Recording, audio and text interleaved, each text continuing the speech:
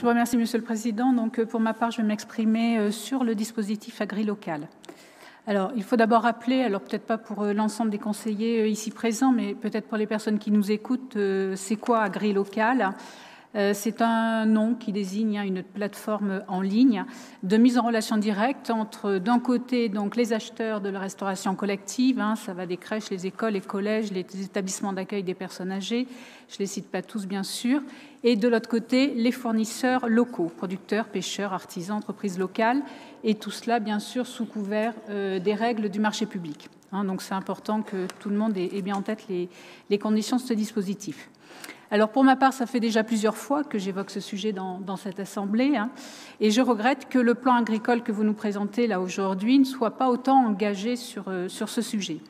Et nous avions fait quelques propositions que vous aurez pu peut-être prendre, mais bon, là n'est pas le sujet premier. Alors je me permets aujourd'hui d'exprimer ce regret pour 2 points essentiels. D'abord, il faut redire quelle est la capacité réelle du département à participer au développement des circuits courts alimentaires en Finistère. Il faut savoir que chaque année, les agents du département produisent et servent 2,5 millions de repas par an, donc ce n'est pas rien, c'est considérable.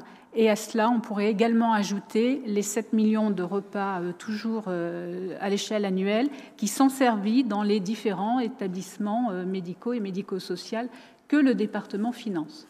Donc ça fait plus de 9 millions finalement, une base de 9 millions de repas annuels un petit peu sous la houlette du département. Donc c'est pas rien.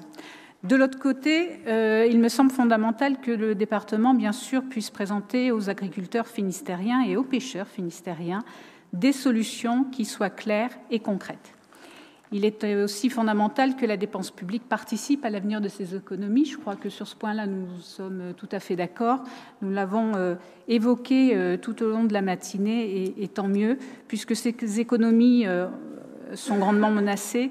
Et il n'y a pas de discussion à dire qu'elle mérite tout notre soutien.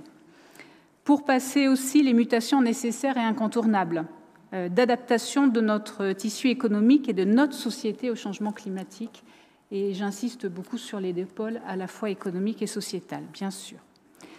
Et j'espère que vous conviendrez, alors là, je ne suis pas sûre qu'on soit tout à fait dans la même optique, mais j'espère que vous conviendrez quand même que ce n'est pas rien de réaffirmer cela dans le contexte des dernières semaines, et que, au-delà de ça, les politiques publiques ont aussi la nécessité de donner un cap. On l'a évoqué plusieurs fois, et ça c'est important, et nous ne sommes pas forcément d'accord sur le cap à tenir.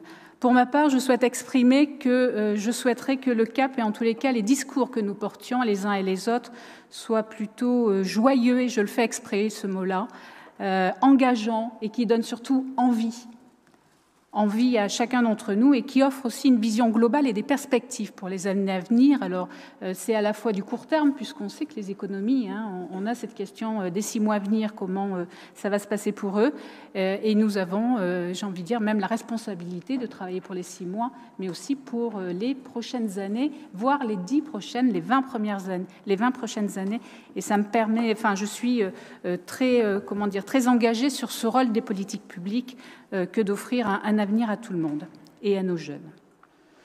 Donc tous ces éléments-là, je ne les sens pas suffisamment à mon goût, mais face à ce constat, pour revenir sur ce dispositif agri-local, pourquoi il est intéressant ? Parce qu'il permet de faire ce lien entre tous ces enjeux-là, entre développer des circuits courts alimentaires et soutenir l'agriculture et la pêche de notre département.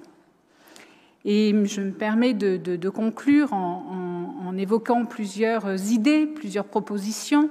Est-ce que cela ne serait pas formidable de pouvoir rapprocher, de mettre en mouvement près de 9200 patrons de la mer et de la terre, avec un peu plus de 9 millions de repas à servir annuellement dans les cantines de notre Finistère ?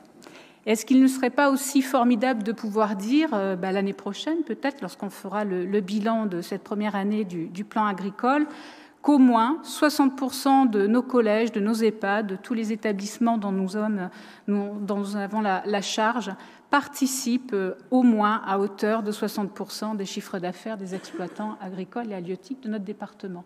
On a besoin d'avoir des données et des perspectives très claires. Cela serait aussi formidable de passer d'une politique de l'annonce à une politique de l'action avec et pour tous les acteurs de notre département.